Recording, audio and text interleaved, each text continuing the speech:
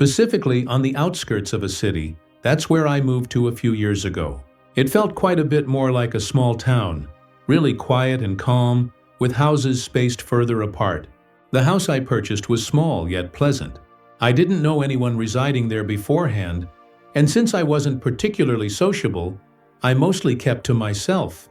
However, a few days after settling in, there was a knock at my front door. I was still in the midst of unpacking, so I stood up and answered it. He was a tall, older fellow with black hair and a somewhat patchy medium beard. He introduced himself as Todd, a neighbor residing a few doors down. He simply wanted to say hello and welcome me to the vicinity. I appreciated the gesture, returned his friendliness, and engaged in some small talk for a short while.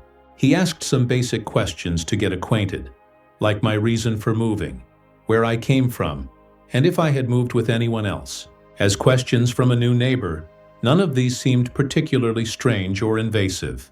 He mentioned that he lived with his wife, Sarah, and that he enjoyed the tranquility of the neighborhood. After our brief conversation, he left me to continue moving in. Todd seemed like a decent individual, just attempting to be a good neighbor. He was likely 20 or 30 years my senior, so I knew we probably wouldn't become close friends, but it was comforting to know a friendly person was nearby. The following days, I settled into the area, taking walks around the neighborhood and acquainting myself with the new surroundings. Oddly enough, it was strange not to notice anyone outside. Every time I glanced around or went for a walk, I never saw any neighbors on their porches or in their yards. The entire town felt vacant, empty in a way that made me feel like an outsider. Honestly, it was somewhat depressing. However, around 4 one afternoon, Todd stopped by once more. He informed me that he and his wife were hosting a gathering with several other neighbors for dinner that evening at 7:30 at their residence. He stated it would be an excellent opportunity for me to meet the other amicable people in the area. I certainly hadn't anticipated this invitation, especially considering everything I had, or rather hadn't observed. I assumed everyone kept to themselves, much like my own inclination, but this seemed like one of my few chances to meet people, so I accepted. He expressed his anticipation at seeing me there, then departed. I felt a mix of excitement and nervousness about meeting so many people, though I knew it would be beneficial for me. When 7:30 arrived, I got ready and began walking over to his home. The entire neighborhood was dark and silent, peaceful, yet carrying that same strange, hollow feeling, as if I were somehow entirely alone. As I approached Todd's residence, it looked the same, inactive, with no cars or any indication of activity near his house. I went up to the door. It was already slightly ajar, but I knocked on it regardless. Todd immediately yelled from inside, telling me to come on in and make myself comfortable. His voice echoed through the halls, and it was remarkably quiet within. No other voices or even sounds of movement were audible. This wasn't what one would expect for a neighborhood gathering. I took a few steps inside. His home featured very moody lighting, casting it in darkness and shadow throughout all the rooms. I headed towards the kitchen, where I'd heard Todd's voice, but upon arrival, it was empty. He wasn't present. I called out his name, then his wife's name, receiving no response from either. And then I observed that there was nothing prepared in the kitchen. No food on the table, no signs of any gathering whatsoever. The realization dawned that no one else was present. Then, suddenly I heard the front door slam shut. It startled me, and I quickly called out Todd's name again, but was still met only by the disturbing silence within his home. I walked back to the end of the hallway, confirming the front door was now closed. A sense of impending danger, a fear I'd never felt before in my life, began to creep into me. I started hurrying towards the front door, and as I did, I heard footsteps coming from one of the rooms behind me. I didn't spare a moment to look back. I reached the door. It was locked in 3 separate places, indicating this was definitely no accident. As I worked to undo all the locks, Todd called out my name, asking where I was going.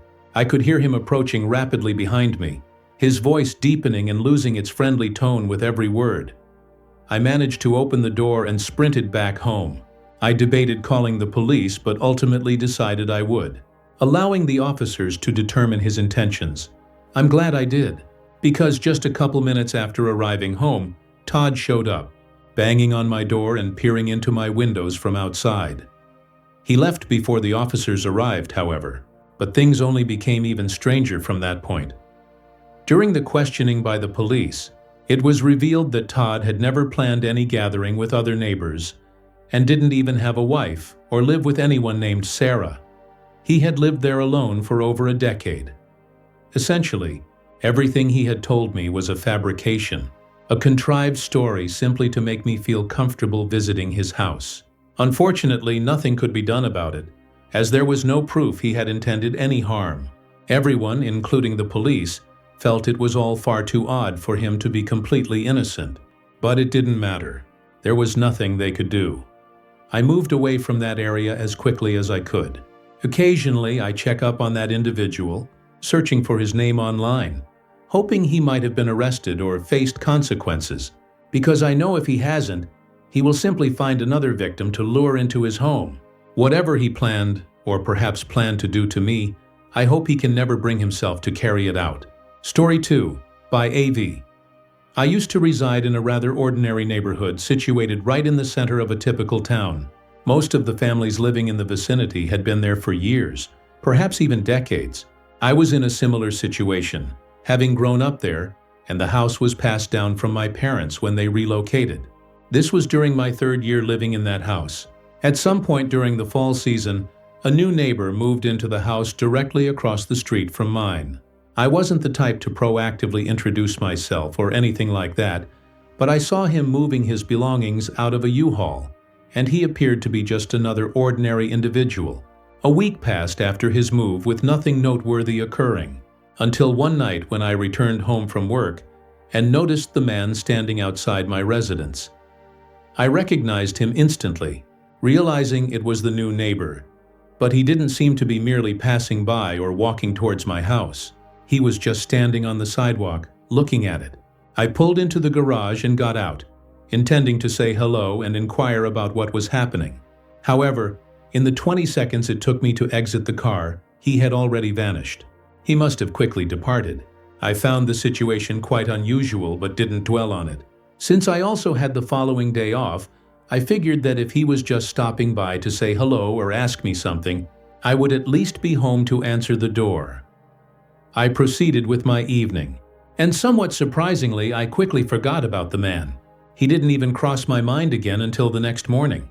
While I was outside retrieving the mail, I happened to glance across the street at his house for a brief moment. It didn't seem like anything was amiss. No lights were on, or so it appeared. However, just before I looked away, I caught sight of something moving in the upstairs window. I looked again, but all that remained were the blinds shifting back and forth, as if someone had been standing there, maybe watching me. I felt a bit unsettled, but I collected my mail and returned inside.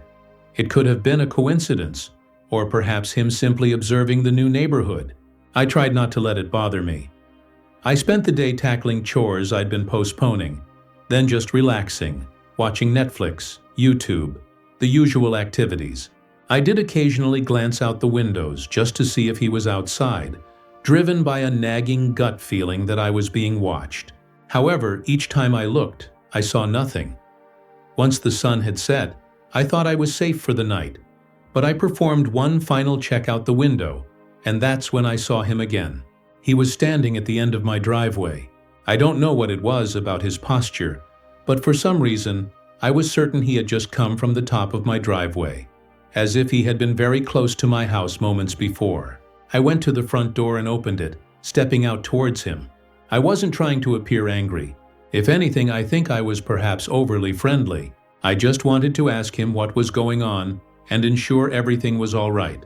But the moment he saw me, he started walking down the sidewalk, feigning a casual stroll around the neighborhood. I called out to him a couple of times, only to be ignored. So, once I reached about halfway down the driveway and realized he wasn't going to turn around, I simply gave up and went back inside. Now I was genuinely creeped out.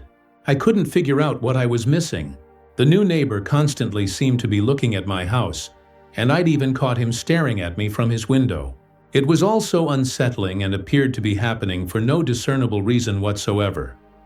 I remained awake for another couple of hours. I saw nothing else, but I still didn't feel entirely comfortable when I went to bed.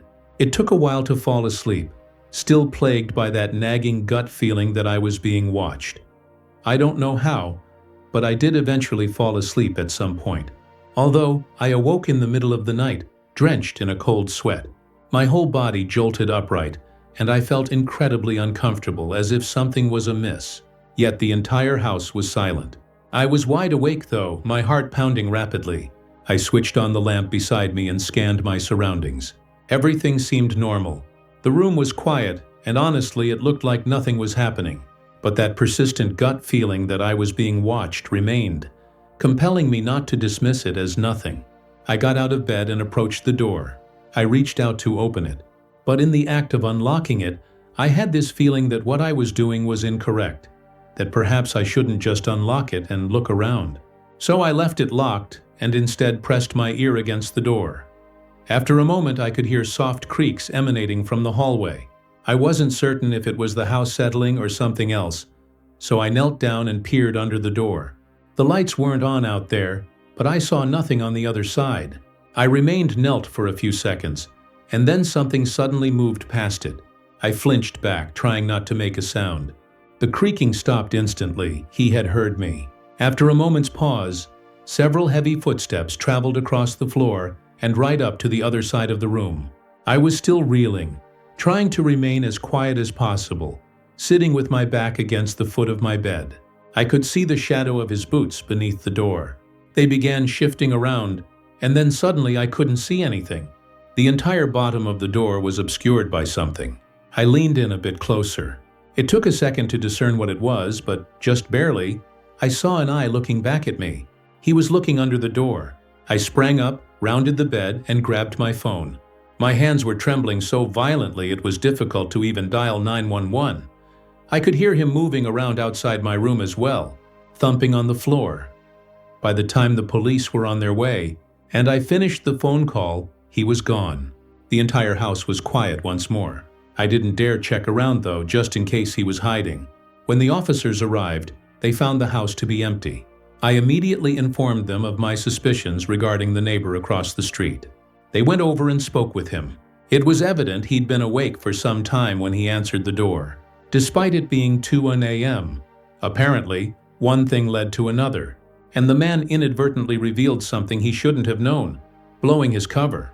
They apprehended him and were able to extract the full story from him, confirming he was the one who broke into my home that night, and he'd been watching me for much longer than I had realized.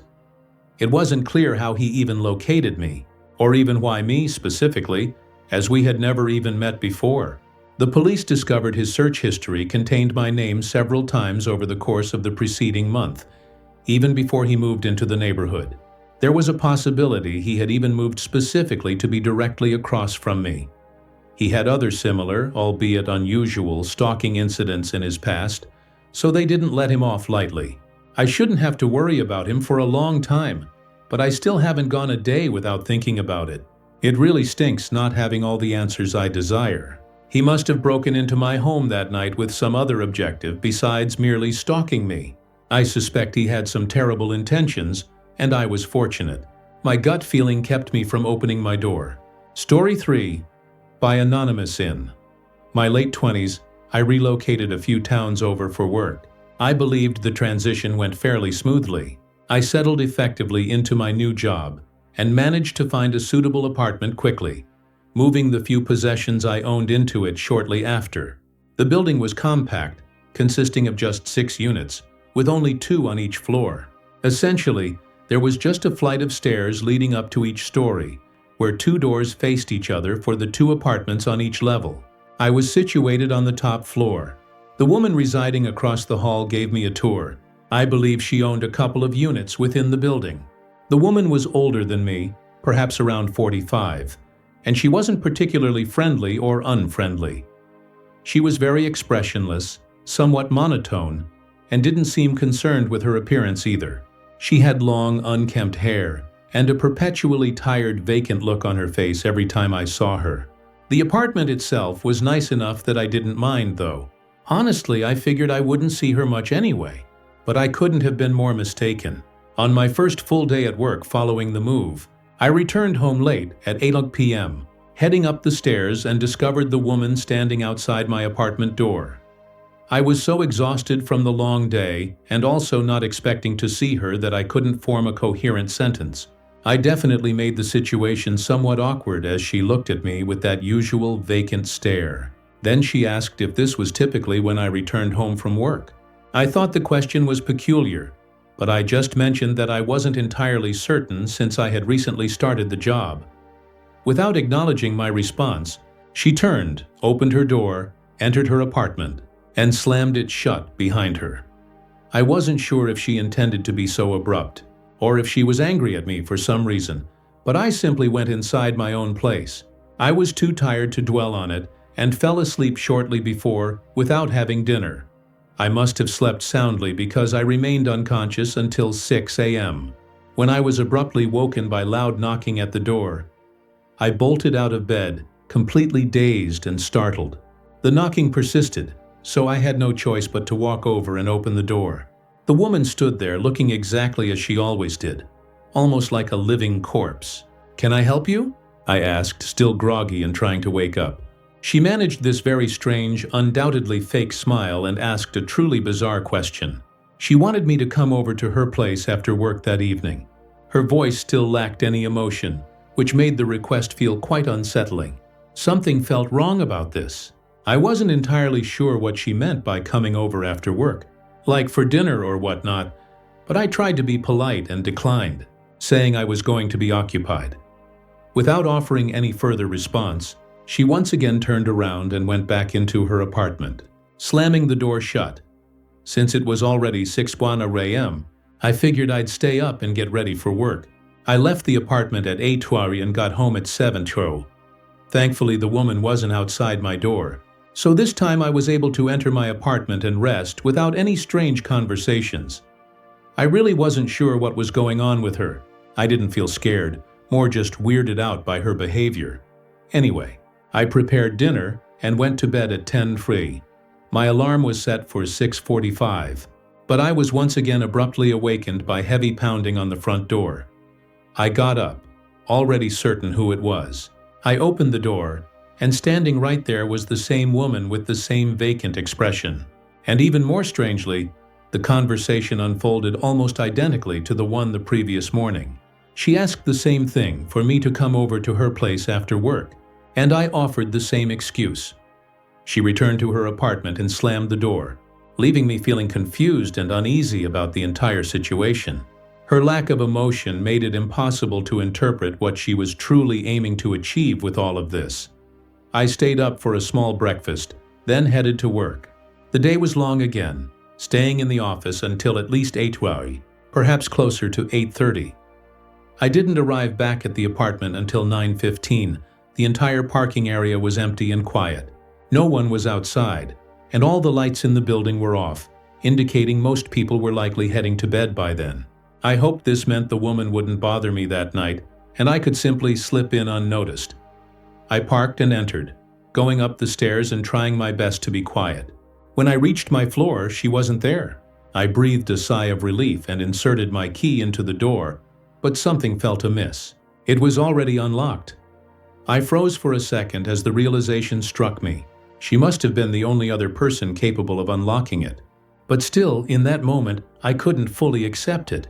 I mean, the woman was creepy and all, but surely not that creepy. There was no way this was as bad as I was thinking. I opened the door and noticed something felt strange about the doorknob but I didn't pay attention as I was focused on a more urgent matter. The door closed behind me as I took a few steps into my apartment. All the lights were off just as I had left them, but my bedroom door was ajar. I could hear my heart pounding as I walked up and looked into my room. The woman was standing next to my bed. Her face was mostly obscured by shadows, but I could still make out the vacant, emotionless expression she wore. I began to mutter, "What are you doing?" But I stumbled over my words when I glanced down at the kitchen knife she held in her hand. After a moment of shock, I ran for the door. I grabbed the handle and attempted to swing it open, but almost lost my balance as I wasn't expecting it to resist. It was stuck in the doorway. The knob wouldn't budge at all, I immediately knew the woman had tampered with the door, locking me inside with her. In that instant, I felt adrenaline surge through me. And rather than being scared, I was furious at whatever this psycho woman was doing. She advanced towards me, still holding the knife, but I don't think she anticipated resistance, because I was easily able to catch her off guard and wrest the knife away from her. I pinned her down and called the police, keeping her subdued until they arrived. It was only after they had her in handcuffs that I noticed she had actually managed to give me a quick cut on the back of my arm. It wasn't too serious, but once the adrenaline subsided, it wasn't exactly painless. Anyway, she apparently suffered from some significant disorders and hadn't been taking her proper medication for several months prior, leading to her having an episode. That was the explanation I received from her family, but it didn't really change anything. In the end, though, everything worked out all right. I was able to handle the situation and didn't suffer any lasting effects from the entire ordeal. It definitely could have been 1,000 times worse, though.